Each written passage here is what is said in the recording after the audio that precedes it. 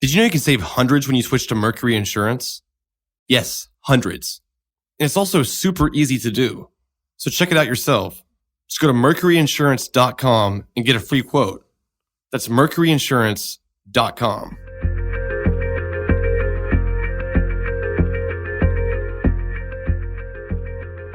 Hi, Payne and Dr. Godwin. This is Margaret calling from St. Louis, Missouri. I love your podcast and have been following along with the recent developments.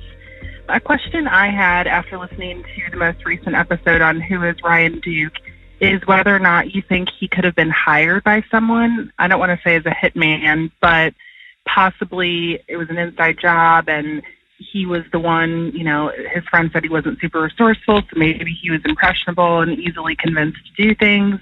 And maybe somebody hired him or threatened him with some, other information if he didn't complete this crime.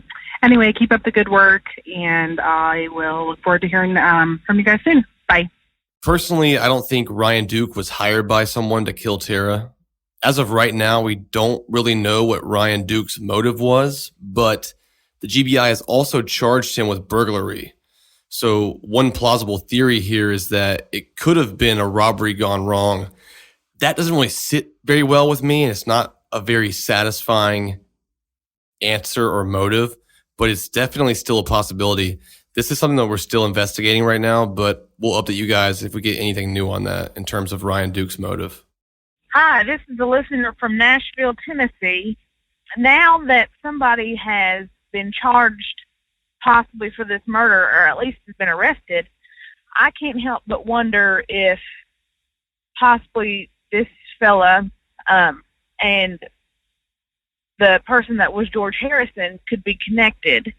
Is there any possibility that might be the case, or is this just coincidence? I can't shake the feeling that maybe this person that was George Harrison knew something and was so adamant about Payne solving this case that maybe he knows something about Ryan Duke. Just a thought. Keep it up. I do not think that George Harrison has any connection to Ryan Duke whatsoever. As far as George Harrison's messages to me on Facebook saying Payne Lindsey will solve this case, I really think that was just a coincidence. I don't think that he had any sort of insight into that or any sort of effect the podcast may have had. Maurice and I did an extensive investigation into George Harrison's real identity. We found a man named Jose, and this guy was, in fact, not a former student of Tara's and has no real connection to the case or to Tara or Ryan Duke, who was just charged with her murder. Hi, my name is Alma, and I'm calling from South Carolina. I've been binge listening to this podcast for the last week and a half now, and I love it. My question or my comment is Ryan Duke related to the guy who killed himself because he said that a group of people killed Tara on a dirt road?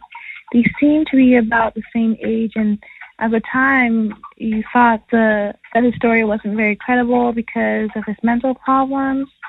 Do you think that could be related and that he was actually telling the truth the whole time? I just love this podcast. Thanks. Bye. Back in episode 6, we learned about a kid who committed suicide years ago and left a note saying that he couldn't live with himself any longer knowing what happened to Tara. Then he proceeded to list 12 different names in association with this. Since the arrest of Ryan Duke last week, we have interviewed countless people who knew Ryan, and we've also talked about the possible connection to the suicide note. Now, from what I can tell you right now, we haven't found anything 100% definitive on this yet, but I can also say that there is still a possibility that these things are related. We will be sharing a few interviews with you and a few different testimonies from different people about the suicide note and its possible connection with Ryan Duke very soon. I have a question. In the last podcast, you were talking to one of Ryan's high school friends, and he dropped a name, and you immediately sounded like you were pretty familiar with that guy. Was he on your radar before at all, or has he since become on your radar after Ryan confessed? And is he currently being investigated, or do you know anything about that?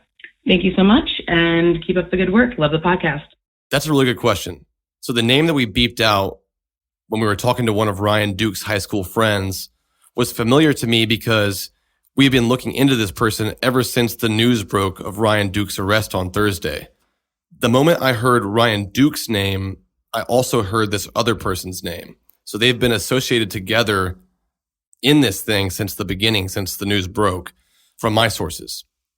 This particular friend circle has come up on our radar in the past, but both of these individuals' names, including Ryan Duke, were never brought up specifically. As far as what the GBI is doing in regards to this other person, I can't really comment on that right now, and I don't know for sure, but I do know that it will come to light pretty soon on both the podcast and the media in general. Hey guys, I want to share an interesting tip with you. In the auto insurance game, prices vary a lot, so shop around. But one company you should definitely check out is Mercury Insurance. They've been saving people money on auto and home insurance for nearly 55 years, and their customers seem to love them. Just go read their reviews. Plus, you could also save a few $100 when you switch. So if it's time to change your auto insurance, or you just want to save some money, check out Mercury Insurance. Just go to mercuryinsurance.com, and you'll get a free quote in minutes. I've already done it, and I've saved hundreds. If you want to save some money, go to mercuryinsurance.com. Hi, this is Rick P. from Colorado. I just listened to the Ryan Duke episode, and they mentioned Ryan Duke. The GBI never had him on their radar. But then the guy you were talking to at the end of the episode said that he had heard that story. He'd heard that story at the pecan orchard. He'd heard about, this guy had killed Tara and dumped her body. And he'd heard that from someone else. Like, that was basically a rumor around the town. But GBI said they'd never heard about it. My question is, since the GBI was investigating basically every lead they got, how did this lead never get to them? I mean, did this ever get to Maurice? Yeah, long-time listener, first-time caller. Thank you, Payne. This is an awesome show. The GBI said in their press conference last Thursday, and also a few more times since then, that Ryan Duke was never on their radar. I have since heard some conflicting stories about that. One obviously being the conversation you heard at the end of the last episode, where a man claimed to have heard about this same story 10 years ago. I don't want to comment on this too soon without completely vetting all the different stories and sources we have, but what I can say is that from what's been told to me by more than one person, is that this pecan orchard story that involves Ryan Duke was in fact mentioned 10 years ago. Whether or not the GBI was aware of that, I'm not entirely sure yet. But what I will say is that if they were, it would be a really big shame. I will be talking a lot more about this in the coming episodes. Hi, Payne. I had a question about the location of where the GBI is currently searching for Tara's body and her remains. Rumor has it that Ryan Duke is not speaking about anything and that he's not being very cooperative. Again, rumor has it. So what led the GBI to this specific spot in this 200-acre pecan orchard? Did he actually lead them to that place? I would love to know more about how that specific location in that large of a pecan orchard was identified by the GBI. Right now, the GBI is currently searching for Tara Grinstead's remains at Hudson Pecan Orchard in Fitzgerald.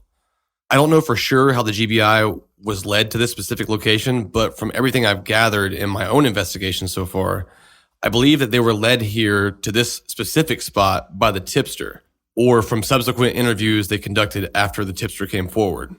Hi, Payne. This is Jessica from Athens, Georgia. I actually have two questions. First, will any of the episodes that you had already made prior to the recent break in the case still be released at some point? So that's question one. Question two is, if multiple people heard Ryan Duke talking about killing Tara and burning her body in a pecan orchard 10 years ago, why didn't anyone ever investigate that? And why did no one ever go to the police, or why didn't the police ever investigate him back then? So two different questions. Really love the show. Really want to hear more and your thoughts. Thanks so much. Bye. Thanks for calling. That's a good question. Obviously, I had a completely different episode prepared for episode 13. prior to the GBI's announcement of charging Ryan Duke with Tara Grinstead's murder. But this doesn't mean that any of the information I had already doesn't link to Ryan Duke somehow.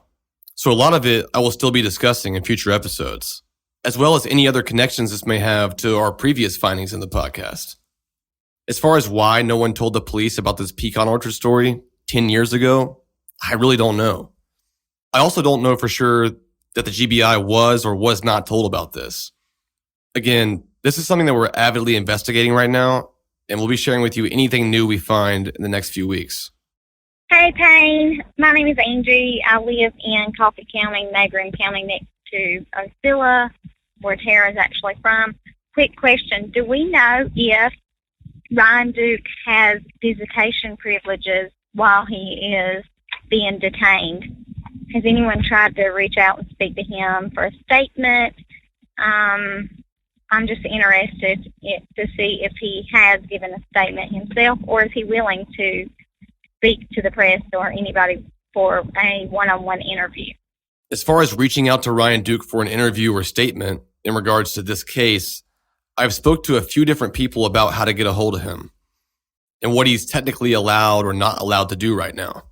I was told the easiest way for me to reach him would be to send him a letter with my phone number on it and ask him to call me.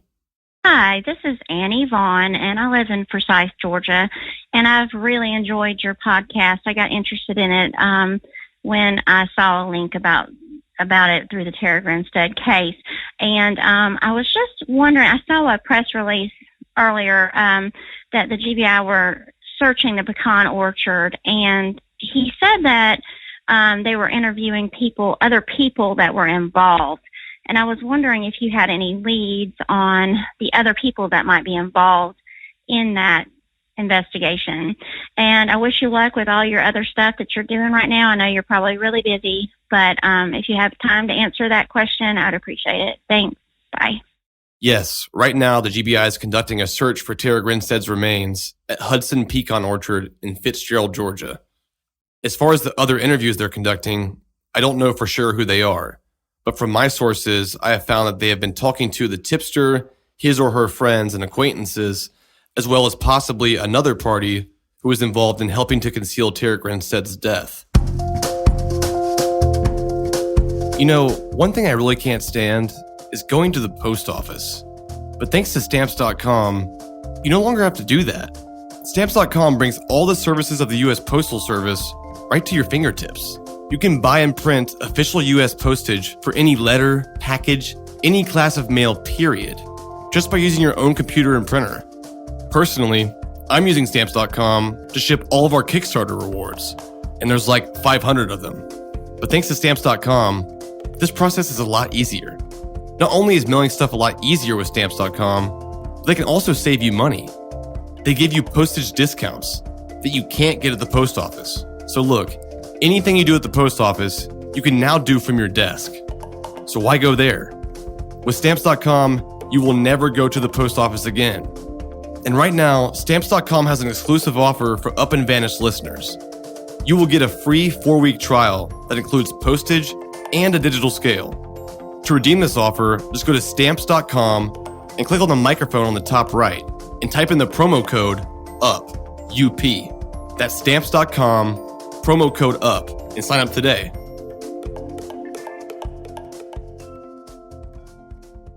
Hey there, my name is Merwin, and I'm calling you currently from Rochester, New York. I'm loving the podcast and the story, and my heart just breaks for Tara and her family, but I'm so glad it seems to be wrapping itself up. Here's my question. A few times you keep playing the same audio clips where someone is mentioning the details of the pecan orchard, and in one it sounds like they said that's where he burned her body. Another one says that's where he dumped her body. Can you just, without maybe giving away too much, if you can, clarify the discrepancies? Because obviously one is quite different than the other.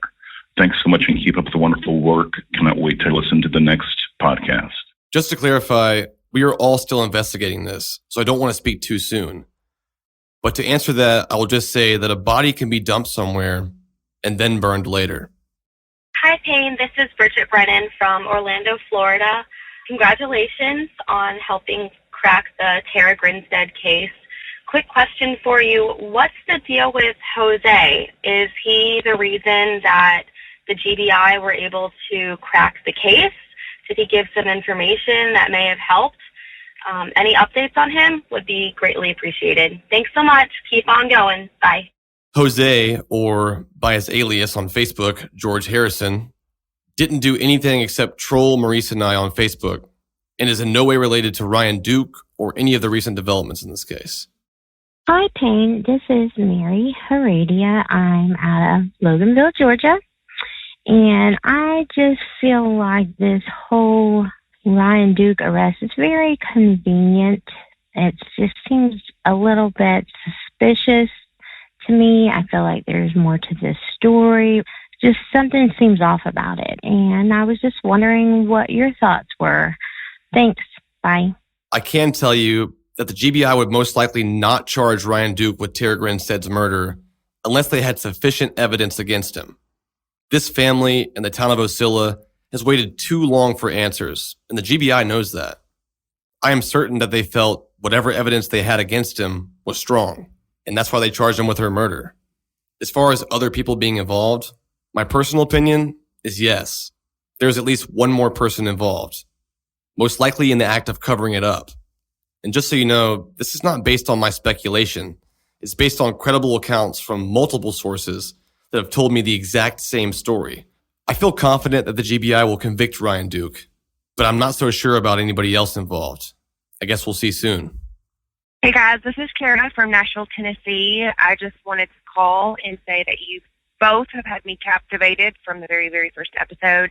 When I was listening to the GBI news conference, I kept waiting for them to say, we want to send a special thanks out to Payne. This wouldn't have happened without you. I hope you are just so proud of yourself. I think all of us want to kind of have a purpose in life and make a difference. And that's for sure, you absolutely have made a difference. You reignited this fire. You got people talking. You sparked interest. You can't tell me out of 12 years all of this happened and didn't have anything to do with your podcast. I'm very, very, very excited for you. And I do have a bunch of questions, but I'm sure they're not unique to anyone else's. I'm eager to watch this thing unfold. I can't imagine this 21-year-old kid pulled off this murder that, if he hadn't come forward, probably wouldn't have been solved. So anyway, I'll be eagerly waiting for your next episode. Congratulations, guys. You did a great job. Thanks. I really appreciate that. The GBI did specifically thank the media in their press conference for not only keeping this case alive, but they also went on to say it played a huge role in the prosecution of Ryan Duke. I don't feel comfortable claiming any sort of credit for solving this. The GBI, as well as Maurice Godwin, have worked tirelessly for the past 12 years trying to solve this case. But I do feel like the podcast played a huge role in creating renewed interest in this case. And hopefully the spotlight from Up and Vanished contributed towards the tipster coming forward with new information.